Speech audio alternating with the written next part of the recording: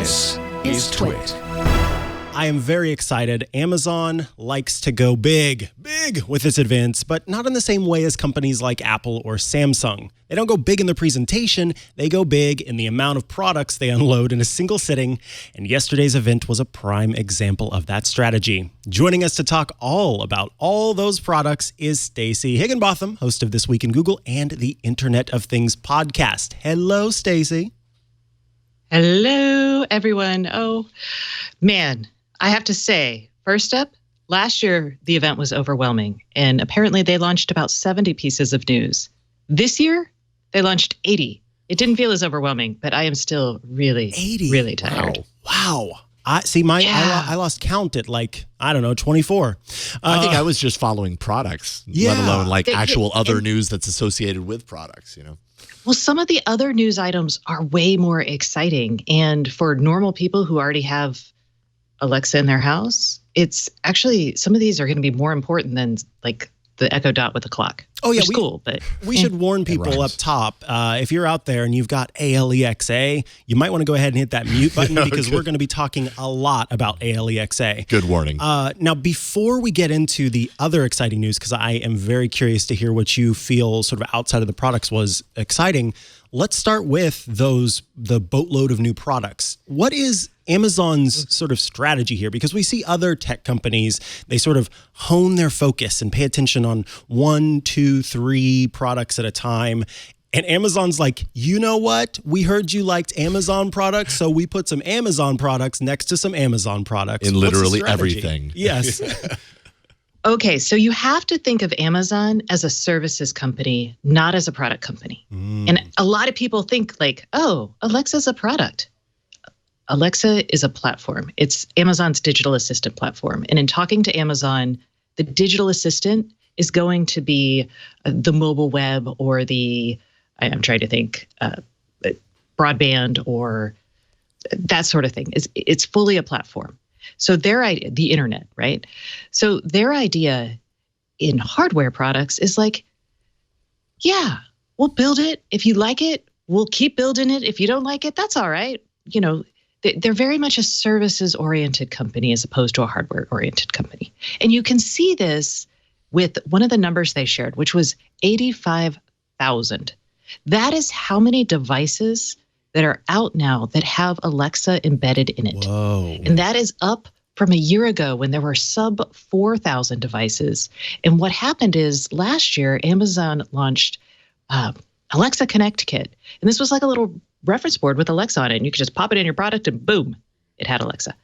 And that's what, now it's in Christmas tree. I mean, the list was kind of crazy. He just had this scrolling slide of Christmas trees, air conditioners, weird toys, that singing fish thing, just clocks, twerking all of bear. that, right? Yeah. Which, by the way, that's a big strategy. is supposed to come today. You're going to get a twerking bear? I'm getting a twerking bear. Well, that's breaking news. Yeah, breaking news. The twerking. Okay, they had that out, and I was like, that bear, I believe it is twerking. And this is I'm almost pearl clutching, but I was I think that bear is twerking. You almost had to put on some pearls just to clutch them when you saw that. Yeah, I immediately thought, okay, well, obviously, because it was on sale, they were selling it for $10 or $11. And the thing moves its lips in sync with Alexa and twerks and does all this. Anyway, I'm very excited for it to arrive today at some point. But I like what you said, the services instead of the hardware. So is the idea here then, let's just make it so that no matter where you might want to interact with Alexa, you absolutely can? That's kind of the overall strategy? That is the overall strategy. And then the other side to that is, again, think of their hardware products as a service that allows you to use Alexa or Amazon's other products and buy stuff from them. Mm-hmm. So, things like some of the crazier stuff like Loop or Frames, is that you can be like, oh, is that a way to get more of me into Alexa as this new platform? Or is that a way to get me to buy more Amazon stuff? And those are kind of the two criteria I think about. There's probably other criteria like Amazon Web Services. Can I consume apps that are going to be built on Amazon Web Services? Maybe through this particular device. And you'll see we don't often talk about it, but it's Amazon fails a lot in some of their gadgets. Think about the Fire phone. Think about that Amazon Look camera that I think is still for sale. So they put out a lot of products that are like people don't really want, or maybe they're just terrible experiences, like the Amazon Auto thing that was just wretched. Now shipping for some reason. Yeah, I don't buy that. No. Anyway. Yeah. But, they don't mind. That's not why they're doing this. But with that in mind, do you want to hear what I think was the most popular and well-received item? It wasn't a physical product. It was Samuel L. Jackson on your Echo for 99 cents. For 99 cents, y'all. Oh, yeah. So it comes, I should tell you, for people who are concerned, it comes in explicit and in a clean version. Okay, could you actually explain a little bit more about what it is that you're talking about? Because I certainly am like, yeah, I know Samuel L. Jackson can be on your Echo, but this is basically replacing the standard Alexa voice with Samuel L. Jackson, and there are more celebrities to follow, correct? What a gift. I believe there are more celebrities to come. He was their initial launch. So this is actually showing off one of those services. There's the word. That I was talking about. One of the things that they launched that was pretty cool, and that is that they have this neural text-to-speech. Thank you for putting that up, because I was like, oh man, what did they call that? Neural text-to-speech, which Google actually has done in the past with like John Legend. So Samuel L. Jackson comes in and he records some things, but he's not recording everything. But the machine learning behind this is so good that they can kind of fill in the rest, and they can pull Samuel L. Jackson into all kinds of things. Now, there's contractually things that Samuel L. Jackson will probably not say to you or even do. But I'm very excited. I'm like, yeah, I'll spend 99 cents to see Samuel L. Jackson give me the weather. I think it's actually also very interesting that Amazon does, like, it makes perfect sense that they would give you the option between a G-rated and an R-rated Samuel L. Jackson voice for Alexa. Dang it! I said it. Say it. I'm you sorry. Can say it. We warned you. Okay, we did warn people. But I can say Madame A. What do y'all call her? No, that's right. That's right. Madame A is a really great way to reference her. She gets the respect that she deserves.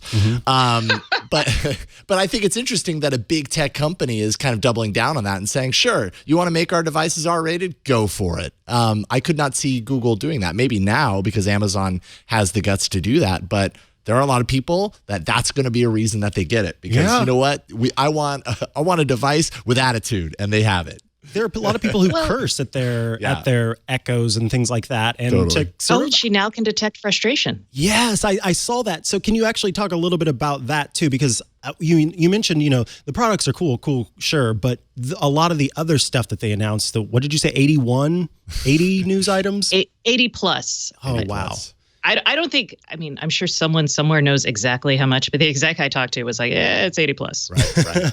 So frustration detection, this is, what's the goal with that? Yeah, good question. The goal is, and, the demo honestly was not that compelling, but it was basically like when, my Echo gets stuff wrong all the time. I'll ask it to play something and it's like, play something else. And I'm like, not that.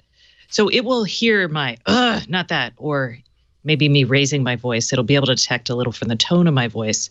And all she does is she says, oh, I'm sorry about that. Let me try again. It's not like Amazon sends you 50 cents in gift certificates every time Madame A screws something up. But if Amazon did do that, that would be even better, right? Like we've picked an item from your wish list. Here, have it. Now, my apologies. Oh man, please. Maybe that's what happens after, you preheat your oven accidentally and it burns your house down. Then I can see it. Gives you a couple items. Here's a pair of skis. Yeah. So one of the things go ahead. Oh, I was going to say, I still haven't told you about the devices and I feel bad about that. Yeah, go ahead. Go Please for it. do. Okay. Do you want the coolest, or do you just want a rundown of all the devices they launched? Let's start with the coolest and see what happens. Yeah. Okay. So one of the neatest things, and I think this is going to appeal to a lot of people, is a device called the Echo Flex. This is not an attractive device, but what it is they basically shoved Madame A, an entire Echo device, into something that you plug into an outlet. It has a tiny little speaker, has a tiny little microphone, and it has a USB port on the bottom. This is not necessarily for charging things. This is for sticking in additional modular products. So they showed off a nightlight that you could plug into it, and then they also showed off a motion detector. So this is basically the smallest Echo out there. It's $25, or I'm sorry, it's $24.99. You can just pop these anywhere in your house that you feel like you need a little Madame A, and voila, you have it. Wow. It's cheaper than a Dot. It's like the Dot, but smaller and cheaper. It's like the Pixel. I would say the Pixel, but that's something else. Huh. What is smaller than a dot? That is not a Pixel. Right. It's the Ott. Oh yeah. See, and I was like, that's Google stuff. What are you talking about? But I'm with you now. Okay, good. Got it. Good. So I thought that was a really exciting product. It has Bluetooth inside and it has Wi-Fi. It does not have Zigbee. So people who are calling this the smallest smart home hub, I'm kind of like, nah, not really. You could one day maybe plug in a Zigbee module into it, and then voila, you would have one. But it's cool to put Madame A wherever you want. Yeah. The other thing, and this is so great, is the Echo Studio. And this is it's $199.99. And this is a ice bucket sized speaker. It's going to compete with like the Google Max speaker, Google Nest Max Hub, whatever the nice Google speaker thing is. But it's cheaper and it's going to compete with Sonos. And it's got and HomePod, right? Right, and HomePod. It's so competitive. Who's ever heard of that thing? Micah does an Apple show. Yeah, I do. I kind of do. Forgive him. I may have a HomePod at home. That's okay. I just wish right over. Sorry about that, Mikah. That's all right. So it will compete with that. It sounds really good. It was amazing. The videos were incredibly cheesy, but it does sound good. It fills up a room in a way that, again, is amazing. I just jaw-dropping. It's got 3 mid-range speakers. They're oriented so they go out and then one goes up. It's got a tweeter in there, and it's got I think it's 5 3/4 something bass, something words I wrote down, but I don't understand necessarily. And it sounds good. And you can also slot. run it from your Fire TV. Yes, it does have a mail slot. It has a mail slot on the bottom that you can tuck your bills that are unpaid. It's also a mouth. Oh, okay. Yeah. So you can feed it treats. It's a little weird looking, but it is. I'm going to buy one. I'm not lying. It's basically like an entire sound bar in this tinier package if you have the Fire TV and you can run stuff over. But anyway, those are like the realistic things. Yeah, I'm now, compelled to hear it. Stuff? Yeah, because looking at it, it's very nondescript for the most part. It's kind of like, oh, okay. It looks like a HomePod. But if it sounds that great, like it's a HomePod with a mouth. With like a hole punch. Yeah, it's a HomePod with a mouth. But you know what? It's much cheaper than the HomePod. Well, it's cheaper and it speaks Madame A, so it controls more stuff. It has more skills. That's very true. Not a HomePod. Because that's the one thing about the HomePod too, is that it's not very controllable. You were going to say Apple strategy. Well, I was going to say Apple's strategy to really hone in on products and to have a closed ecosystem, build this amazing experience for the end user that has served it so well when tech was coming up. I think as we start embedding tech into more places, Amazon's strategy of throwing crap out there and making it better over time is going to be the winning one because it brings in more players. Like one of Apple's challenges in the smart home was when it launched initially, it required the MFI certification and hardware. And that really limited the number of people who could, be a part of that ecosystem. Amazon, on the other hand, did skills, made it super easy. And then last year with, again, that Madame A Connect Kit program brought out, the ability to bring it into everything. Mm-hmm. And 85,000 devices. I mean, not all of them, some of them suck, but some of them are really good. And Apple's like, we would never let a sucky device get out. That's not on brand.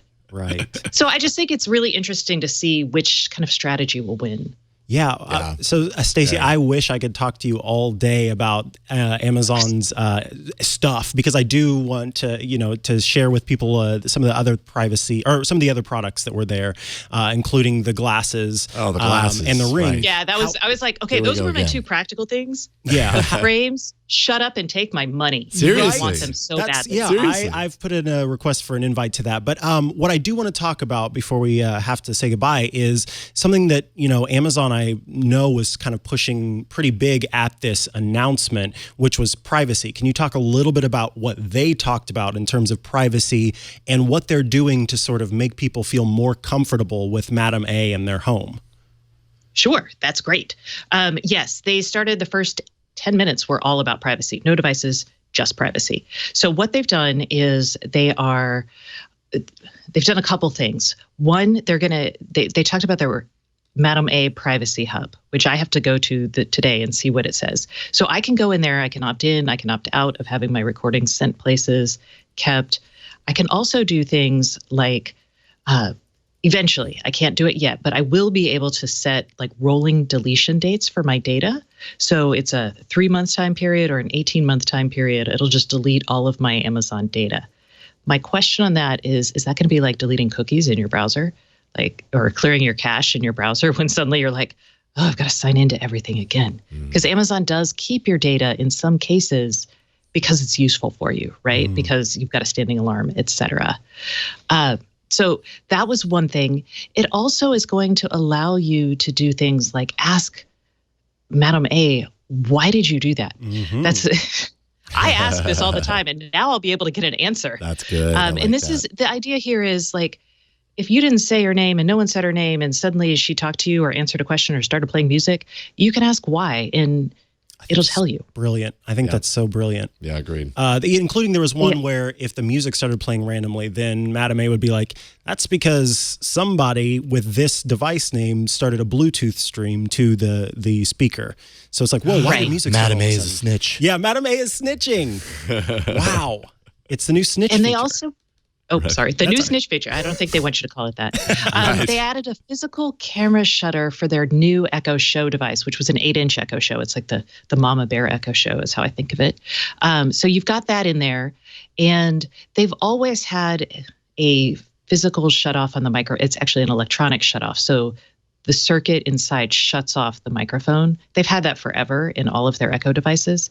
To drive home how cool that was, they had like the schematic for the circuit on the background, and everyone was like, ooh. Yeah. So those were some of the things. You can also tell Madam A to delete everything I just said or to delete everything I said in the last 24 hours. Okay.